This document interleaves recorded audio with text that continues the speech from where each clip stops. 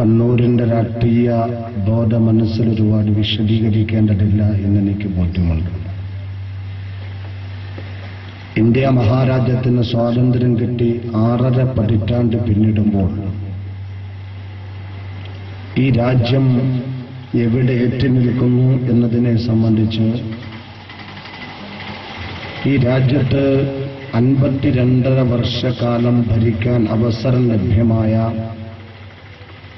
Indian national കോൺഗ്രസിന്റെ അഖിലേന്ത്യാ general secretary Gujarat കലാപത്തിന്റെ 10ാം വാർഷികത്തിൽ പങ്കെടുത്തുകൊണ്ട് വളരെ കൃത്യമായി നമ്മോട് പറയുകയുണ്ടായി. ജനാധിപത്യ ഇന്ത്യ രൂപപ്പെടുന്നതിന് വേണ്ടി കഠിനാധ്വാനം നടത്തിയ ഈ രാജ്യത്തിന്റെ അടിസ്ഥാന ജനവിഭാഗങ്ങൾക്ക്, അല്ലെങ്കിൽ ഈ രാജ്യത്തിന്റെ സ്വാതന്ത്ര്യ സമര സേനാനികളുടെ നിരന്തരമായ ഇടപെടൽ കൊണ്ട് ലഭ്യമായ ഈ രാജ്യത്തിന്റെ ഭരണഘടനയും അതിന്റെ സംവിധാനങ്ങളും 6.5 പതിറ്റാണ്ട് പിന്നിടുമ്പോൾ അതിന്റെ തന്ത്രപ്രധാനമായ മേഖലകളിൽ, മർമ്മപ്രധാനമായ സ്ഥാനമാനങ്ങളിൽ സംഘപരിവാറിനെ തിരികെ കയറ്റാൻ കഴിഞ്ഞുവെന്നതാണ് ഇന്ന് ഇന്ത്യ അഭിമുഖീകരിക്കുന്ന ഏറ്റവും വലിയ പ്രതിസന്ധി എന്ന് ഡൽഹിയിൽ വെച്ച് പറഞ്ഞത് ദിഗ്വിജയ് സിംഗ് എന്ന AICC ജനറൽ സെക്രട്ടറിയാണ്.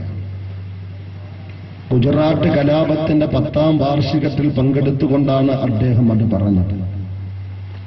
ഞാനിത് ആമുഖമായി സൂചിപ്പിക്കുവാനുണ്ടായ കാരണം, ഇന്ത്യ മഹാരാജ്യത്ത് 6.5 പതിറ്റാണ്ട് കൊണ്ടുണ്ടായ സംഭവ വികാസങ്ങളിലേക്ക് വിരൽ ചൂണ്ടിക്കൊണ്ട് ഈ രാജ്യത്തിന്റെ മർദ്ദിത ജനവിഭാഗം അനുഭവിച്ചു പോരുന്ന, അല്ലെങ്കിൽ അഭിമുഖീകരിച്ചു കൊണ്ടിരിക്കുന്ന ഗുജറാത്ത് കലാപം ഉൾപ്പെടെയുള്ളതിന്റെ കാരണങ്ങൾ ഈ രാജ്യം ഇതുവരെ ഭരിച്ചവരുടെ നയവൈകല്യങ്ങളാണ്, ഹിന്ദുത്വ പ്രീണനമാണ് എന്ന് പറയുന്നത് 52.5 വർഷം ഇന്ത്യയിൽ ഏകകക്ഷി ഭരണം നടത്തിയ ഇന്ത്യൻ നാഷണൽ കോൺഗ്രസിന്റെ അഖിലേന്ത്യാ ജനറൽ സെക്രട്ടറിയാണ്.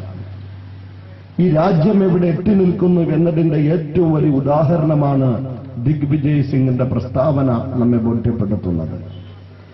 അത് മാത്രമല്ല, രാജ്യത്തിന്റെ പൊതുവായ സ്വഭാവം എന്ത് എന്ന് നമുക്ക് കൃത്യമായി ധാരണയുണ്ട്. ഈ രാജ്യത്തിന്റെ പൗരഭൂരിപക്ഷത്തിന്റെ രാഷ്ട്രീയം പറയുന്ന ഒരു സംവിധാനം ഇന്ത്യ രാജ്യത്ത് ഇന്നില്ല എന്ന തിരിച്ചറിവ് നമുക്കുണ്ടാകേണ്ടതുണ്ട്.